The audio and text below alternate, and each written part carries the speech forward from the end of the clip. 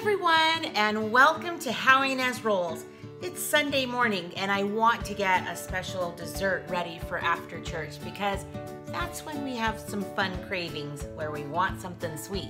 So I thought I'd plan ahead and get going. And you know what I'm making today? Homemade Milky Way bars. Oh my gosh, that sounds good and I need to get going.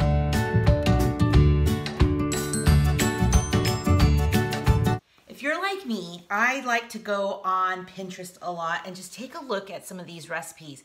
Now, we've all heard of Pinterest fails, right?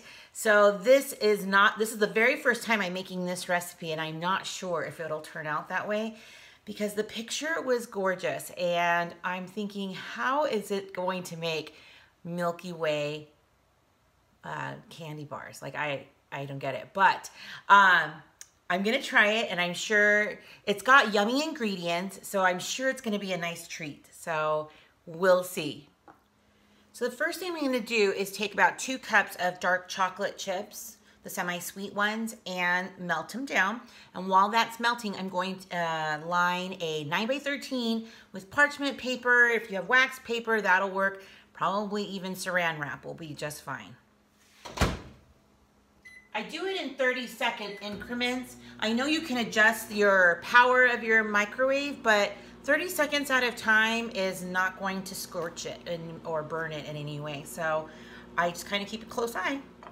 So you see my little chocolate spoon in there. I just put some wax paper in and the chocolate chips are almost done, but I wanted to show you something that I got in the mail because I'm gonna definitely need them for this recipe. So with my friends from NexGadget, they sent me some cooking utensils and I wanted to show them to you when I got them in the mail. They came quickly, so I wanted to wait until I made a recipe that I really needed to use them. So hold on.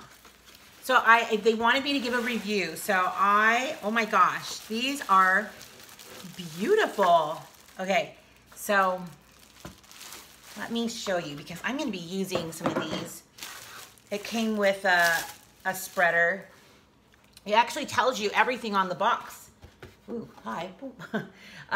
There's a spatula, a spaghetti server, a whisk, tongs, a slotted spoon, a ladle, and a slotted turner. So I love the spatula.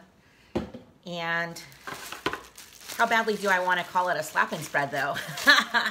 Okay, so look at these. These are beautiful wooden, and then these are silicone. So it can take on the high heat, and I'm really appreciating that because, come on, when we're cooking, I mean, I've had some utensils in the past, like kind of look like they were melting, and that can't be safe for our food. Oh, this is gorgeous. Okay, so I am gonna put these in here. Beautiful, beautiful. And you know what? I will put a link in the description box below if this is something you're interested in. So, gosh, these are awesome. So it won't scrape your pan. I'm so excited for that because if you've noticed my pans, they're a little bit scratched up because of the utensils I have used in the past. So I know that these will not scratch up my pan. So I'm really excited about that. So another thing that I'm gonna be looking for is you see the connection here. Sometimes they will hold water. So I wanna make sure that that is something that won't happen. And I believe that these products, because there's wood, I would probably hand wash these just because I'm afraid that might, the dishwasher may bleach that out a little bit, or, you know, mess up this connection here too. So I tend to hand wash anyways on my knives, so that's not a big deal. But I'm loving the color and the bamboo. So cute, right? Gosh, I love these. Okay, so I am gonna try to unwrap this one. Okay, I love it. This is perfect. Okay, so you can see it's that gray silicone and that bamboo bottom. Love, love, love. Gosh, I'm gonna put these right by that banana holder. I'm thinking pancakes on my brain. And Ezra sounds like he's having a hard time upstairs. Okay, so back to the Milky Ways. Now that I've shown you the new product right there, look, I just put it right there. Oh, I love it. It's perfect for my kitchen. Let me show you the drawer that maybe I should start going through. Oh my gosh. So I have 1,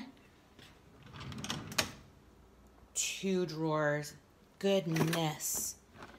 So yeah, it's time to condense and get rid of some stuff because really those are the majority of items I'm just going to need for my kitchen anyways. So let me go through some stuff and maybe I can get it all into one drawer. Yes. So my chocolate is melted. Good consistency, nice and melted. It took about 3 cycles of 30 seconds and perfect. Okay, so you're also going to need some Cool Whip. So this is the part that I was like, I don't know if that's gonna really taste like Milky Way because that's actually my favorite candy bar. So, okay, let me tell you also something funny. When I was writing the recipe down for the recipe card at the end of the video, which you can snapshot or write down, I put 18 ounces but the recipe did call for 1/8 ounce. So when I was at the store, I was looking for 18 ounces. That's why I have this big gigantic one. And I'm like, well, it's 16 ounces. I hope that's enough. Yeah, it's 1/8 ounce. Okay, so I'm just gonna take half of it then. So what I'm gonna do is half of this is gonna go in that little jar and then you're gonna beat it. So it'll make a nice little creamy mix. And we're gonna spread it out on that 9x13 pan, just waiting for this lovely fluffy goodness. So now I'm kind of hoping I don't overdo it because you know, it's kind of hard to get exactly half, right? Okay, so I think I got it, almost, wait. So it's a little Cool Whippy. It'll be super good. All right, that's great. And so of course this spatula, awesome, right?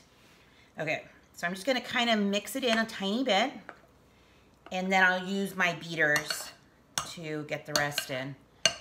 Okay, let me just put that down here. And I only have 1. Like I only wanna use 1 because it's so delicate. So I don't wanna put 2 in there.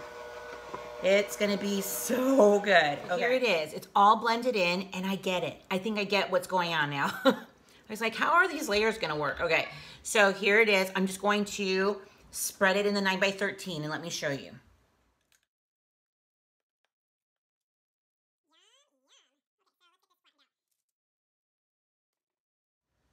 So this part of the Milky Way is the chocolatey part is all spread out, and then this will go into the freezer for an hour. So we're trying to get like a good base down here. So the next part I'm going to do is the caramel. Okay, in a small saucepan, I'm just going to get the ingredients or cook the ingredients for the caramel sauce. So it's on the recipe card, but it's just pretty much butter, water, brown sugar, tiny bit of salt. And so on medium heat, it's gonna just caramelize, and I'm gonna use my new whisk. So it is gonna be really good, and then it's gonna pour on top of what I already have in the freezer right now, the chocolate that's firming up. So it's gonna look good. I'll show you what this looks like. It's gonna take a couple minutes to get this to caramelize. So I'll show you what that looks like when it's done. So it took about 5 or so minutes of just constant stirring. You can kind of see that it's thickened up a little. And I'm just gonna let it cool for a tiny bit, maybe about 5 or so minutes. And then I'm gonna bring out the pan in the freezer. So stay tuned. So this is still pretty warm, so I just want to quickly do this and put it back into the freezer for, it says another 30 minutes, but I might give it a few more than that because I want it to be nice and I don't want to say solid, but you know, nice and set. So I'm just gonna mix that on, or spread that evenly. Get the rest of this out. And you know, this is even if you're not going to make this recipe, this caramel sauce is yum, okay? So it looks just like, or even better than what you would buy at a store. Okay, so that is looking pretty good. Let me see. So I just need to tell you about what the next steps were. So pretty much I just put it in the freezer and I melted some more chocolate, but this time it was melting chocolates. So it wasn't the same as the chocolate chips. And I just did that and I poured it on top. So let me also tell you some things that could have been a big fail.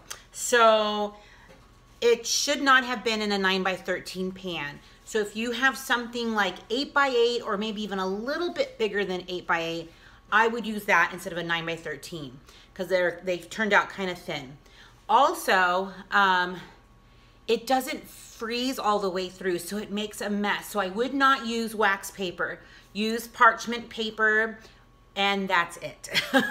So I'm gonna change the recipe at the end of the video to add my notes to it. So hopefully it'll be more successful. It is messy when you're cutting it out into the bars. So you're supposed to cut it out in bars and then put the melting chocolate on top and put it in the freezer. So that's where I'm at right now in this process. They're in the back freezer. They just need to get a little bit hardened, but I'll show you them.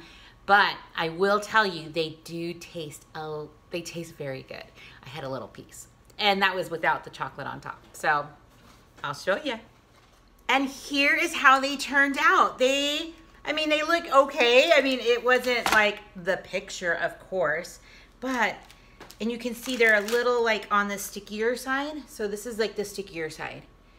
And that is all is this Cool Whip and chocolate chips. So I'm kind of surprised that it didn't get more solid in the freezer.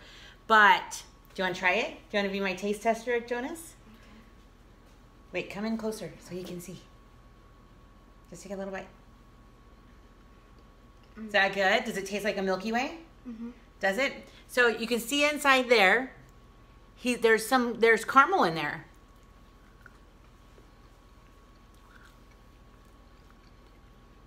It does. Oh. Imagine that.